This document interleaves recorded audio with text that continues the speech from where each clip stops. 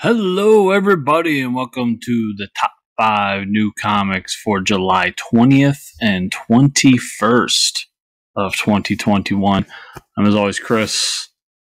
We got some cool books this week, some cool number ones. I'm really excited. Let's jump into it, starting with Moon Knight number 1. This is written by Jed MacKay with art by Alessandra Cappuccio.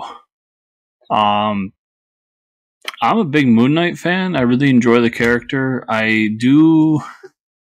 always kind of worry about him a little bit, though, because he's very easy to get down this pigeonhole of, like, look how wacky he is. He has multiple personalities. And not only is that, I don't want to get too much in the insensitivity of mental disorders, but it's that, and just it gets boring.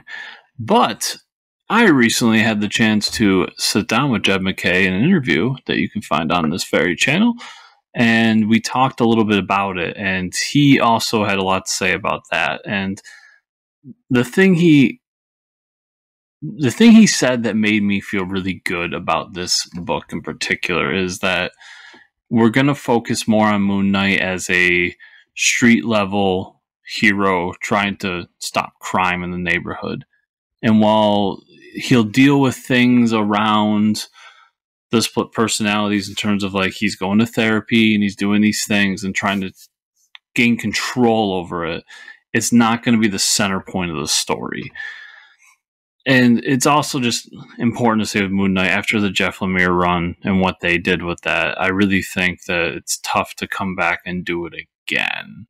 So I really like what Jed's planning on doing with the book, the direction he's taking it, and I've just very recently become a fan of Jed's work. What he's been doing has been fun, and I look forward to seeing if he can tackle Moon Knight in a way that gets me excited to pick up a monthly Moon Knight book again.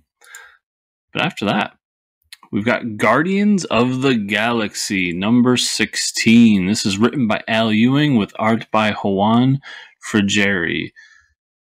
I've really loved the Guardians of the Galaxy book. I think that Al has been one of these guys that stepped up his game in the past few years. Really, since Immortal Hulk started, he became like a household name. He's a guy that, like, when he puts out a book, you got to pay attention. And he's really taken control over the Marvel Cosmic Universe, which is one of my favorite portions, all as a whole, of the Marvel Universe. Starting really where I fell in love with it as a reader is when I read Annihilation. And I say that mostly because this is the beginning of Al's little crossover mini event here, the last Annihilation. That won't be the last Annihilation, everybody. But it's bringing back that flavor, bringing back that name, and hopefully doing it justice. And I have faith that Al can do it. So really liking what he's doing with Guardians and everything cosmic. So you should be checking out anything with his name on it at Marvel right now. But after that, I've got Shazam number 1. This is written by Tim Sheridan with art by Clayton Henry. I'm a little hesitant on this book. So first off, whenever there's a Shazam book, I try it because I like Shazam, the character. I've liked him for a while now, and I want to support the idea of Shazam getting more stuff. I know some of the big fans out there are like, who's Captain Marvel? The book's called Shazam. I'm going to call him Shazam. My only hesitance here is that it's spinning out of events from Teen Titans Academy, which is a book that I'm not reading. Never been a big Teen Titans guy, but I mean, it's Shazam. It's number 1. I hope it's not so tied in that it depends on me reading Teen Titans Academy, but we'll see. And with that too, Tim Sheridan, he did the Future State Shazam book, 2 issues. I thought they're really good. I enjoyed what he did with it, so I'm down to give him a chance at doing Shazam again, and hopefully he does it justice. And after that, I have Superman and the Authority, #1. This is written by Grant Morrison with art by Mikel Jawan. The big reason for this one, for me, is this is Grant's last work at DC for a while. They announced that they're not going to do anything at DC after this. And it's a bit of a shame because, I mean, Grant's an industry legend. I mean, Grant's a guy, or a person, I'm sorry, who has been around so long and done so many great things that it's hard not to pick up something they're working on. So I'm mostly picking this up because it seems like their swan song moving forward. Hopefully they'll come back one day. I'm sure they will. But we'll just have to see. I mean, Grant should be welcome back anytime. I'm sure Grant will do some work on the side at some indie places. Maybe if I'm a lucky man, they'll come over and do some Marvel work. I don't know. But that all aside, just that's really my reason for this being a big book this week. I am a Superman fan. I enjoy a good Superman book. I'm not familiar with the Authority. That's one of my big holes in comics, and it's one I want to take care of because I've heard good things about, especially the original Authority runs. But hopefully that doesn't hinder my enjoyment of this book.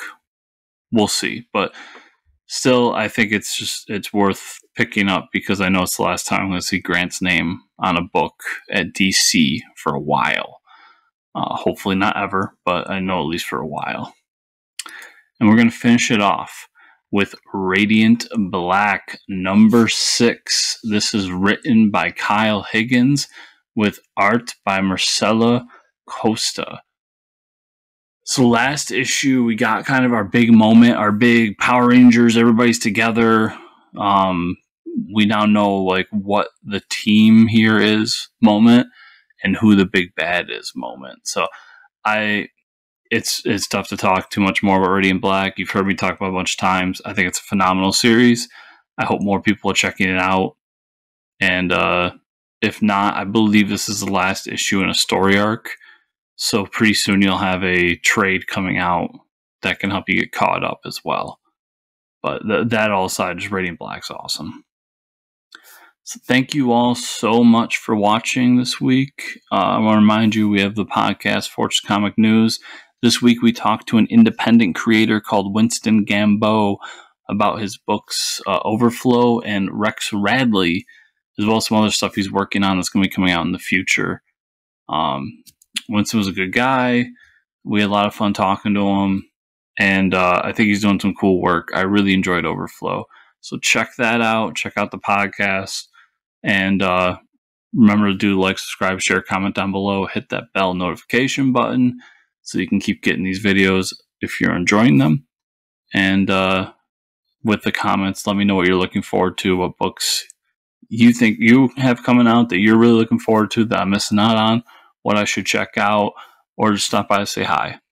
Either way, I just like hearing from you guys. So yeah, thank you all so much for watching this week. We'll see you all here next week.